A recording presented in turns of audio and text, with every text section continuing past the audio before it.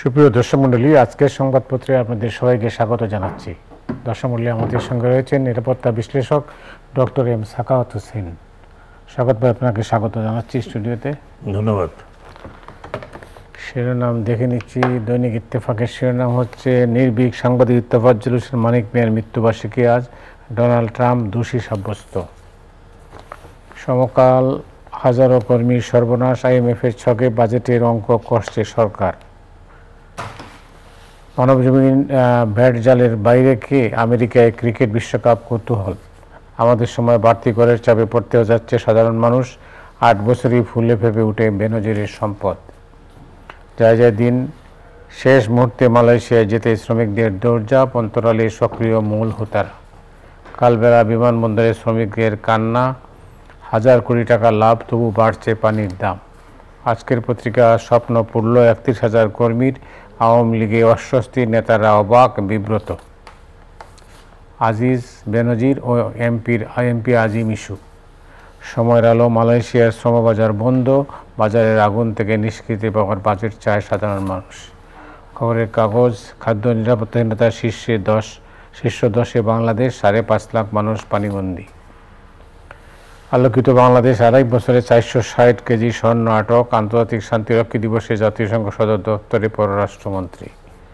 করতোয়া স্বপ্নভঙ্গ 31,000 কর্মীর, সপরিবারে সিঙ্গাপুরে বেনজির। দৈনিক বাংলা, তদন্তে বাংলাদেশকে পূর্ণ সমর্থন ভারতের, ডক্টর চৌধুরী নাফিজ শারাফতকে নিয়ে শফিকুর রহমানের মিথ্যাচার। TBS Saturday, another round of cost hikes across board loom as fuel prices increase again. শিরোনাম আজ বিশ্ব গণমাধ্যমের শিরোনামে ডোনাল্ড ট্রাম্প। আপনারা জানেন ইতিমধ্যেই তাকে দোষী সাব্যস্ত করা হয়েছে এবং রায় হবে আগামী মাসে জুন। আজকে তো 1 জুন হলো, মানে জুলাই মাসের 11 তারিখে। সেই রায়ের পরে ডোনাল্ড ট্রাম্পের নির্বাচনের দাঁড়ানোটা তো হয়তো অসুবিধা হবে না বা কী হবে জানি না। তো আপনি কি শুনেছেন বা কি হতে পারে? এটা নিয়ে তো মোটামুটি আমরা জানি এবং আলোচনা হয়েছে কি বিষয়টা নিয়ে। যেহেতু এটা লোয়ার কোর্টে বিচারটা হচ্ছে এখন অ্যাপিল ট্যাপিল হওয়ার কথা ব্যাপার আছে, কিন্তু যতটুকু আমি পড়লাম আর জানলাম যে তার হয়তো এই কাণ্ডে তার শাস্তি হতে পারে উইদিন 4 years ব্র্যাকেটে, 2 বছর হইতে পারে ব্র্যাকেটে, 4 বছর হইতে পারে, অথবা একটা হেভি পেনাল্টি হতে পারে। কিন্তু এতে বলা হয় যে তার ইলেকশন করতে কোনো অসুবিধা নেই, কারণ আমাদের মতো ওইরকম প্রভিশন নেই যে 2 বছর হলে পরে। এবং এটা ক্রিমিনাল কেসের মধ্যে পড়ে কিনা সেটাও এটা দেখার বিষয় আছে। তো এতেই বোধহয় আগামী মাসে 11 তারিখে 11 জুলাইতে রায় হবে। জুন মাস পার হয়ে আরো সময় আছে। এই সময়ের মধ্যে আরো কত ডেভেলপমেন্ট হবে ওটা দেখতে হবে। অ্যাকচুয়ালি ডোনাল্ড ট্রাম্প একটা নাম হয়ে গেছে এখন আমেরিকার ডেমোক্রেসির মধ্যে। লোকটি টোটাল অ্যান্টি ডেমোক্রেসি এবং তার ট্রেন্ড আছে সে পারলে ডিকটেটর হয়ে যাবে। তো যেহেতু আমেরিকার সিস্টেমটা এরকম যে কন্ট্রোল বাই সেনেট এবং কংগ্রেস, সেই জন্য সে অত পারবে না। কিন্তু যে লোকটা করে গেছে, যেটা আমেরিকাকে ভাগ করে গেছে হোয়াইট অ্যান্ড নন হোয়াইটের মধ্যে, আলট্রা ন্যাশনালিজম ভরে দিয়ে গেছে। এবং তার জন্য এই সময়ে ধরুন আরও মোটামুটি বছরখানেক আছে বলা যায়। সেখানে যদি আপনি রিপাবলিকানরা তাকে আবার দাঁড়া করায় বা সে আসে, যেভাবে হোক প্রিলিমিনারি ইলেকশন করার পরে যদি সে আসে, তাহলে দুনিয়াটা আবার আরেক অন্যরকম হবে। মিডল ইস্টে কোনো পরিবর্তন হবে না।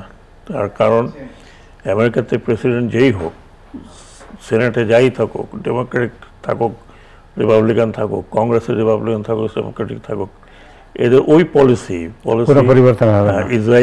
ইসরায়েলকে বাঁচিয়ে রাখার পলিসি, ইসরায়েলকে শক্তিশালী করার পলিসি, এটা কোনো পরিবর্তন হবে না। অনেকে মনে করে যে ডোনাল্ড ট্রাম্প ছিল তখন যুদ্ধ হয়নি, কোনো নতুন যুদ্ধ লাগায়নি। তা ঠিক, সে নতুন করে কোনো যুদ্ধ লাগায়নি, কারণ সে বিজনেসম্যান, সে টাকা পয়সা গুনছে কোথায় কোথায় ব্যবসা করা যায়। বাট এর পরবর্তী পর্যায়ে যে পরিবর্তিত ভূ রাজনীতির ভিতরে যেটা আমরা দেখছি, যুক্তরাষ্ট্রের যে যে ইনভলভমেন্ট এখন ইউরোপে, বিশেষ করে আপনার রাশিয়ার সাথে ইউক্রেনের যুদ্ধটা, এটাকে সিম্পলি রাশিয়ান ইউক্রেন যুদ্ধ বলা যায় না, কারণ এখানে ভূ রাজনীতির বড় প্রশ্ন রয়ে গেছে। ইউক্রেন হচ্ছে এন্ট্রান্স বা ভেতরে ঢোকার দরজা, যেটাকে আমরা বলি ভূ রাজনীতিবিদরা বলে থাকেন হার্টল্যান্ড। হার্টল্যান্ডটা হচ্ছে ইউরেশিয়া। তো সেইখানে আপনি দেখবেন যে যখন ইউক্রেন আলাদা হয়ে গেল, ইন্ডিপেন্ডেন্ট কান্ট্রি হলো, তখন নেটো কিন্তু আস্তে আস্তে আস্তে আস্তে ওই দিকে যাচ্ছিল। মানে ইউক্রেনকে নেটোর মধ্যে নিয়ে আসলে যেটা হতো, ইউক্রেন পুরোপুরি ইউরোপের মধ্যে চলে আসতো এবং আমেরিকান একটা ডিফেন্স সিস্টেমের মধ্যে চলে আসতো নেটোর মধ্যে। তার মানে রাশিয়ার সাথে আপনি তখন বর্ডারে চলে আসতেন নেটো, যেটা রাশিয়া, এটাই তো মেইন রিজন যে রাশিয়া বলছিল যে মানে যখন সে ডিনিউক্লিয়ারাইজেশন হয় তখন বলা হয়েছিল যে নেটোতে যাবে না। যাই হোক, এই একটা। তারপরে এইখানে আপনার আমাদের দোয়ার গোড়ায় যেটা আছে সাউথ চায়না সিতে একটা চায়নার সাথে এক ধরনের কোল্ড ওয়ার বলবো বা মহড়া ওয়ার বলবো চলছে। তো এই কাজে এইসব গাজাতে চলছে। গাজাতে ইসরায়েলের কি করবে নোবডি নোজ। হ্যাঁ, আইসিজে যা বলেছে সেটা কিন্তু ইসরায়েলের জন্য খুব লাগু না। এটা কোনো কার্যকর কিছু না, কোনো কার্যকর কিছু না। আইসিজের কথা শুনলে শুনলো, না শুনলে নাই। যেটা দেখা যাবে, আইসিসি যদি কিছু করে, পার্টিকুলারলি নেতানিয়াহু এবং তার ডিফেন্স মিনিস্টারের উপরে, দ্যাট উইল বি ডিভাস্টেটিং। কারণ নেতানিয়াহু তখন আর কোথাও নড়তে পারবে না আমেরিকা আসা ছাড়া। তো এই সব যে অবস্থা এখন দেশ আছে, তারপর আমরা মিয়ানমারে একটা চলমান সংঘাত চলছে। এই সবের মধ্যে যদি আবার ট্রাম্প আসে, তাহলে এই বিশ্ব পরিস্থিতি বদলাবে এমন আমি মনে করি না। এবং তার যে ইনিশিয়েটিভ ছিল অ্যাব্রাহাম অ্যাকর্ড, সেটা কিন্তু কাজ করছে না, করেনি। কারণ এই যুদ্ধের কারণে, গাজা যুদ্ধের কারণে অ্যাব্রাহাম অ্যাকর্ড যেভাবে লোকজন ভেবেছিল মিডল ইস্টের বেশিরভাগ দেশই রেকগনাইজ করবে, সেটা কিন্তু এখন আর হচ্ছে না। সব বিশ্ব পরিস্থিতি, এই পরিস্থিতির মধ্যে ট্রাম্প আসলে যে খুব একটা ফরেন পলিসি চেঞ্জ হবে আমি মনে করি না। ইন্টারনাল সে যেটা করেছে সেইটাতে আমেরিকাকে কিন্তু উইক করে ফেলেছে। আপনি একটা সুপার পাওয়ারের উইদিন কান্ট্রিতে যদি কনফ্লিক্ট থাকে তাহলে হবে না। এটা যেমন আমি এটা ইন্ডিয়ার ব্যাপারেও বলি, যে ভারত ভাবছে যে সে সুপার পাওয়ার না হলেও খুব বড় একটা পাওয়ার হচ্ছে। ইন্ডিয়ার পক্ষে সম্ভব হবে না। যেইভাবে ভারতকে ভাগ হয়ে গেছে আপনার কমিউনাল ইস্যুর উপরে, আগামীতে যদি বিজেপি আসে, ধারণা করা হচ্ছে তখন আরও কমিউনাল হবে। এবং অলরেডি যে কথাবার্তা নরেন্দ্র মোদী সাহেব বলছেন, তো কাজেই একটা দেশ যখন কমিউনালি বিভক্ত হয়, পলিটিক্যালি বিভক্ত হয়, সেই দেশ আপনার খুব ভালো যে উন্নতি করতে পারে এরকম নজির কিন্তু বিশ্বে নাই। জি, অনেক ধন্যবাদ। আপনি জানেন যে হঠাৎ করেই মালয়েশিয়ার শ্রমবাজার বন্ধ হয়ে গেল। বন্ধ হওয়ার কারণে ৩১,০০০ কর্মীর স্বপ্ন ভেঙে গেল। এবং জানেন এই সিন্ডিকেট সম্পর্কে তো আপনি নিশ্চয়ই পড়েছেন। হ্যাঁ, আমি আশ্চর্য হলাম। প্রথম আলোতে পড়ছিলাম, 4 জনের ছবি দিল প্রথমবার, আজকে মতো আরও 2 জনের দিয়েছে। এবং এনারা সবই কিন্তু মেম্বার পার্লামেন্ট, সবই প্রায়। একজন তো মেম্বার পার্লামেন্ট আমাদের পূর্বের যে ফাইন্যান্স মিনিস্টার ছিলেন, তার মিসেস, তার ওয়াইফ এবং তার মেয়ের নাম আসছে যে তারা এই সিন্ডিকেটের মধ্যে জড়িত ছিল। পরে ডিটেল পড়লাম, যেখানে লোকজনের কাছ থেকে 6 লক্ষ 6.5 লক্ষ টাকা পর্যন্ত নেওয়া হয়েছে। সেখানে সরকারিভাবে সরকার মন্ত্রণালয় বারবার বলছে যে ৭৮,০০০ থেকে ৮০,০০০ টাকা ম্যাক্সিমাম খরচ হবে, যেটা সরকারিভাবে। তারপরে এটা ব্যাংকের মাধ্যমে নেওয়া হলো, কত আইন পরিবর্তন হলো। এবং এবং মোটামুটি অ্যাপারেন্টলি মনে হচ্ছিল যে বোধহয় ওই চক্রটা অত কাজ করছে না। এখন দেখা যাচ্ছে যে চক্রগুলো কীরকম কাজ করছে দেখেন, মানে পত্রপত্রিকা বলে যে 20,000 কোটি টাকার মতো নেওয়া হয়েছে বোধহয়, if I am not wrong, 20,000। তো সেই অনুপাতে বেনজির আর কি করছে, মাত্র 500-700 কোটি টাকার কাছাকাছি হবে না, বাকিটা তো আপনি জানেন না। বাকি তো জানি না, আমি গতকালকেরটাই বলছি, মানে গতকাল নিয়ে যে পর্যন্ত এখনো তো বেরোচ্ছে। তো এইগুলো কিসের সাইন? এগুলো সাইন হচ্ছে যে total collapse of the governance. কারণ যেখানে আপনার 4 জন মেম্বার পার্লামেন্ট, আরও আজকে বোধহয় 2 জন ছিল, 6-7 জন 8 জন 10 জন মেম্বার পার্লামেন্ট, সাথে যদি যেটাকে বলে অলিগার্কিক বিষয়ে, তো এটা তো সবাই বলে আসছে এবং এটা তো এখন পরিষ্কার। এটা তো আমার তো মনে হচ্ছে টিপ অফ দি আইসবার্গ। আপনি এক বেনজিরকে কথা নিয়ে কথা বলছেন, আরেকজন তো ডিএজি সাহেবের কথা আসতেছে, এবং একজন আমাকে বললো ওনার যা বেরোচ্ছে এখন সেটা বেনজিরকে সারপাস করে যাবে। আই ডোন্ট নো, মানে এখন তারটা পুরোটা আপনাদের পত্রপত্রিকা এখনো আসেনি। আপনারা যেহেতু খুব ওয়ারিড অ্যাবাউট বেনজির আর আজিজ সাহেবকে নিয়ে, না হেডলাইন তো আছে, এখন হেডলাইন থেকে তো বাদ যায় না। না সেটাই বললাম, ওইটা আরও যে আছে, তার মানে হচ্ছে কি একটা রাষ্ট্র বা একটা রিজিম, সেটা অতীতকাল থেকে আপনি যদি দেখেন, এই ফাইন্যান্সিয়াল ক্রাইসিস অ্যান্ড করাপশন, এটাতেই কিন্তু ডুম হয়ে যায়। আপনি যে কোনো সাম্রাজ্য দেখেন, এটা রোমান সাম্রাজ্য থেকে শুরু করে আপনি যখনই টাকা পয়সার কম পড়েছে তখন ট্যাক্স বেড়েছে, জিনিসপত্রের দামের উপরে। বাজারে গেলে বলে আমরা কি করবো স্যার, ভ্যাট বেড়েছে, ট্যাক্স বেড়েছে। এই যে ট্যাক্সেশন দিয়ে আপনি যখন টাকা নিতে যাবেন, যখন আপনি লোয়ার মিডল ক্লাসের গায়ে পড়বে, মানে প্রকৃতপক্ষে মিডল ক্লাসের গায়ে পড়বে, যাদের কাছে প্রচুর টাকা পয়সা আছে তাদের পড়বে না, কারণ তারা অলরেডি নানানভাবে এটা ফন্দি ফিকির করে ফেলছে। আপনি প্রতিবার কারো টাকা সাদা করছেন 15% দিয়ে, তাই এই মানিটা তো ফ্লো হয়ে আসতেছে। আপনি যদি ইতিহাসটা পড়েন, আপনি মোগল সাম্রাজ্য থেকে শুরু করে সব, যখনই এই জায়গাতে হাত পড়েছে, যখনই লোয়ার মিডল ক্লাস এর গায়ে হাত পড়েছে, এখন তো ট্যাক্স বাড়াচ্ছে, এখন তেলের দাম বাড়ছে, আবার আজকে বোধহয় ডিম আর পেঁয়াজ আরও, এখন তেলের দাম বাড়লে আরও বাড়বে।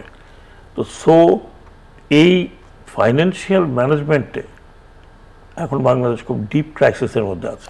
এটা বিশৃঙ্খল অবস্থা, একদিকে ফাইন্যান্সিয়াল ক্রাইসিস, একদিক দিয়ে আপনার এই কারাপশনে যেগুলো বেরোচ্ছে, 2টা 4টা 5টা 10টা বেরোচ্ছে, এর মধ্যে আরও বাকি কত আছে। তো সেটা এখন করতে গেলে তো আমার মনে হয় ঠকবাজতে গা উজাড় হবে। তো এই অবস্থাতে একটা দেশ তো এভাবে চলতে পারে না। ইট হ্যাজ টু বি, কারা করবে জানি না, এটাকে এই সরকারই যদি চায় তাহলে সবাইকে এক্সপোজ করতে হবে, ইনক্লুডিং নিজের কাছের লোক হলেও। এটা না করলে পরে কোলাপস করে যাবে, এমনি নানান ধরনের কথাবার্তা আমরা শুনতেছি। কোথাও ক্রিশ্চিয়ান ল্যান্ড হচ্ছে, কোথাও বেস চাইতেছে, প্রধানমন্ত্রী নিজে বলছেন, সেটাকে তো আমি ইগনোর করতে পারি না। এবং আমার স্টাডিতে বলে দুটোই মোটামুটি কারেক্ট। ক্রিশ্চিয়ান ল্যান্ডের বিষয় তো মোটামুটি কারেক্ট, শুধু যেখানে উনি কথা বলেননি, উনি ভারতের কথা বলেননি। ভারতের পত্রপত্রিকা এটা নিয়ে প্রচুর লেখালেখি হচ্ছে যে বাংলাদেশের প্রধানমন্ত্রী যখন বলছেন তখন we must take care about. কারণ অলরেডি একটা রাজ্যে কিন্তু কুকিদের নিয়ে ঝগড়া হচ্ছে, এখন পর্যন্ত শান্ত হয়নি। ওই রাজ্যে 81% হচ্ছে খ্রিস্টান, এই মিজোরামে তার পাশেরটায়। আর ওই রাজ্যে 41% ভাগাভাগি করে খ্রিস্টান অ্যান্ড হিন্দুজ। তাই যে ওই মিজোরাম, মণিপুরের কথা বলছি, চীন স্টেট যেখানে 81% খ্রিস্টান, চীন state is out of control. এবং আমাদের এখানে খুব অল্প, আমাদের এখানে খ্রিস্টান কমিউনিটি একদম নেগলিজেবল। কিন্তু একটা ডিমান্ড তো উঠছে, সেই ডিমান্ডটা কিন্তু শুধু বাংলাদেশের কুকি চীন ফ্রন্ট করছে না, এটা কিন্তু এন্টায়ার দিস রিজন। চীন স্টেটে এখন তো মিয়ানমার তাৎপর্যের সাথে যুদ্ধ হচ্ছে, এবং ওইখানে নিকি এশিয়া একটা রিপোর্ট করেছিল যে সেখানে আপনার মার্সেনারিজ ঢুকেছে। দেখছেন নিশ্চয়ই। তো এগুলো কিন্তু অমনিয়াস সাইন, এবং ডেফিনেটলি এই মার্সেনারি কোন দিক থেকে গেল, তার তো ঢুকতে হচ্ছে কোনোখান থেকে। Either they have come through Thailand current state হয়ে, অথবা বে অফ বেঙ্গল এখান দিয়ে আপনার আরাকান দিয়ে ঢুকছে।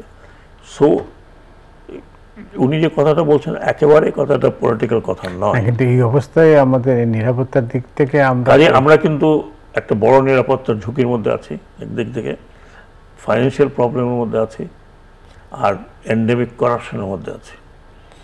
এবং সেই সাথে আমেরিকার তো কিছুটা চাপ তো আছেই, অন্যভাবে চাপ না দিলে আমাদের প্রাক্তন সিএসের উপরে একটা, এবং শোনা যাচ্ছে এটাই এখানে শেষ নয়, হয়তো আরও আসতে পারে, আরও কয়েকজনের উপরে আসতে পারে।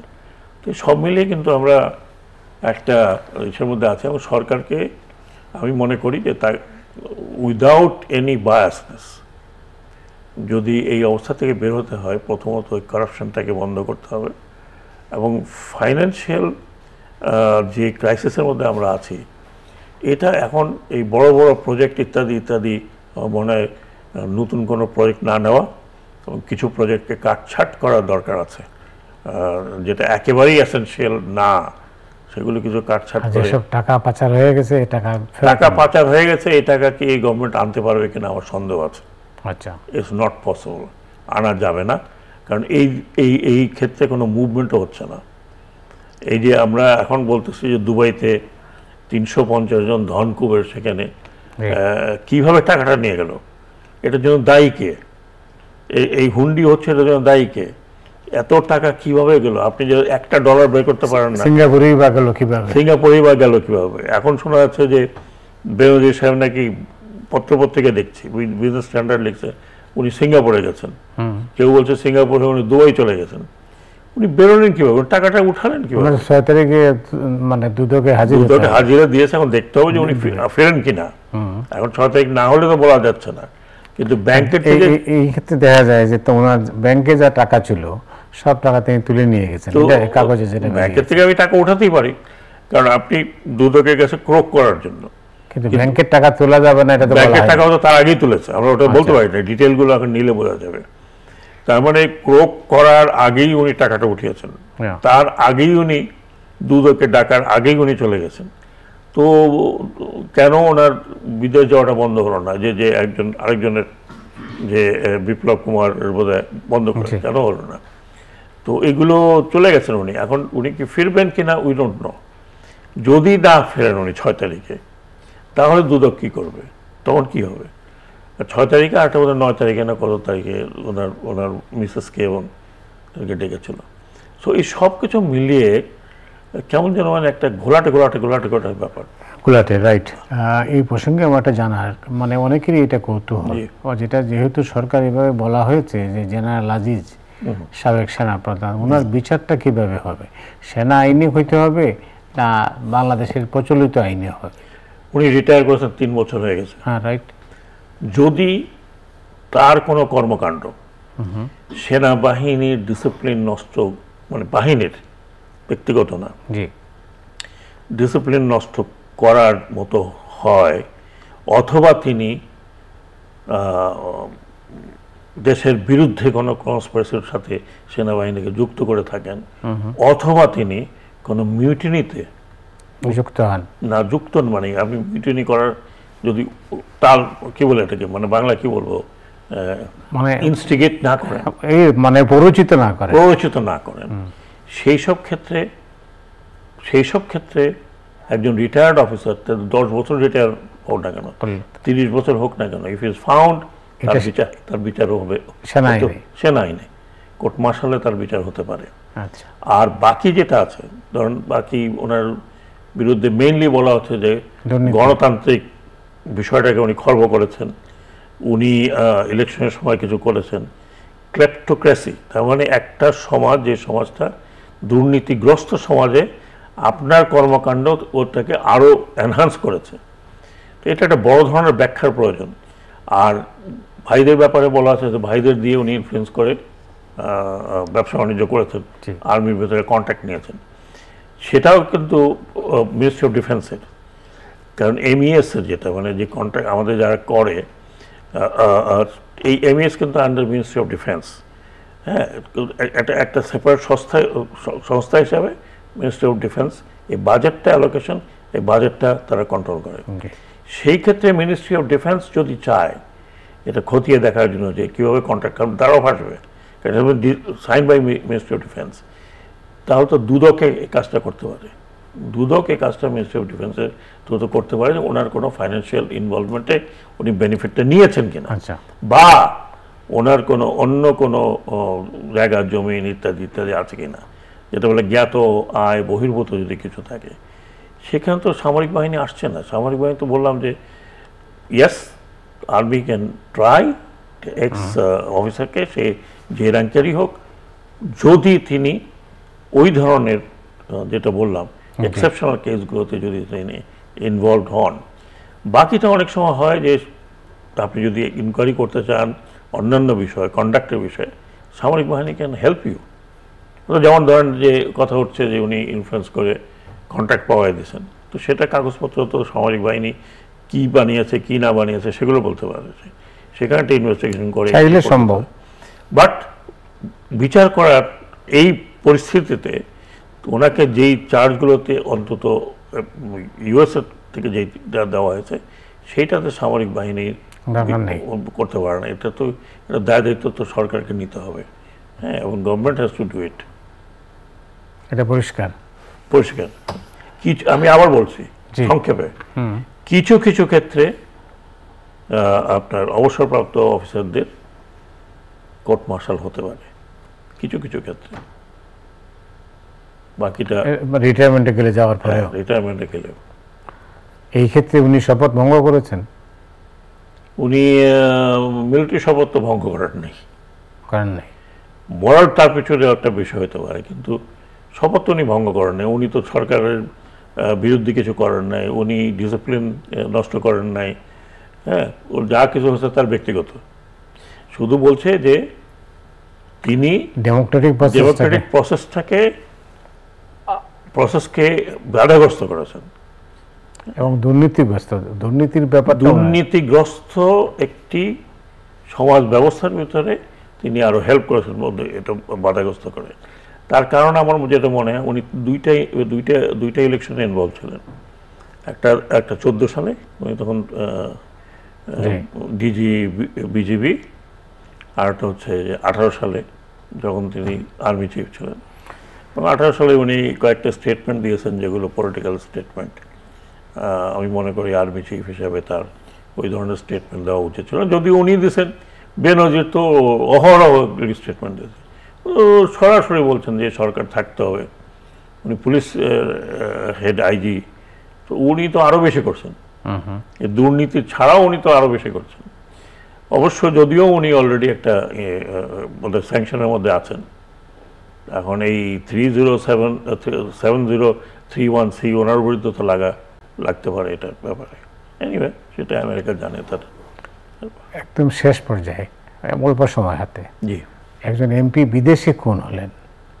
জি, এটাও কিন্তু এই সময়ের সবচেয়ে আলোচিত আলোড়ন সৃষ্টি। এইটা আমি মনে করি আমার ব্যক্তিগত মতামত যে অ্যাবসলিউটলি সরকারের ভিতরকে নাড়া দিয়ে দিয়েছে এই দুইটা। যে সেটা কিভাবে? একজন মেম্বার পার্লামেন্ট, তাকে 3 বার মেম্বার পার্লামেন্ট করা হয়েছে। 3টা কি ধরনের ইলেকশন আমরা জানি। বারবার তাকে নমিনেশন দেওয়া হয়েছে। সে যে এত কাণ্ড করছিল, এটা কি আপনি মনে করেন যে কোনো ইন্টেলিজেন্স অর্গানাইজেশন জানতো না? আমি 100% শিওর আমাদের ইন্টেলিজেন্স অর্গানাইজেশন এত মানে ইয়ে না, দেউলিয়া না। হ্যাঁ, এতটা দেউলিয়া না। রাইট। তারা কিন্তু quite prompt and quite updated, quite capable আর কি, কোয়াইট আপডেটেড। রাইট। এই যে স্বর্ণ চোরাচালান হচ্ছে, জি, এবং এটা তো উনি এখন তো দেখা যাচ্ছে যদি এটাকে ইনভেস্টিগেট করা হয় প্রপারলি, যদি কারণটা বের করা হয়, তাহলে আপনি দেখবেন যে একটা ভূমিকম্প হচ্ছে। এখন সেটা তত দূর যাবে কিনা আই ডোন্ট নো। কিন্তু অনলি থিং, যেহেতু ভারতে এই কাণ্ডটা হয়েছে, হয়তো ভারত এটা অলরেডি একটা পলিটিক্যাল মানে কথাবার্তা চলছে যে তৃণমূল কংগ্রেসের সাথে জড়িত, তারা প্রশ্রয় দিচ্ছে বলে এরকম হয়েছে। এইগুলো যদি এই ইলেকশন সময় হয়তো পলিটিক্যালি আমরা অতখানি দেখছি না, এই ইলেকশনটা ওভার হয়ে গেলে তো 1 তারিখে শেষ, 4 তারিখে রেজাল্ট দেবে, তারপরে হয়তো এটা নিয়ে ইনভেস্টিগেশনটা যখন আরও আগাবে তখন হয়তো এটা ইন্ডিয়াতেই আমি দেখবো যে এটা একটা তোলপাড় হয়ে গেছে। আমাদের এখানে কি হবে না হবে আই রিয়েলি ডোন্ট নো, কারণ এখানে এক এক সময় এক এক কথা শুনি, অমুকে মেরেছে তমুকে মেরেছে, কিন্তু মিডিয়াকে ধন্যবাদ দিতে হয় যে মিডিয়ার কারণে আমরা অনেক কিছু জানতে পারছি।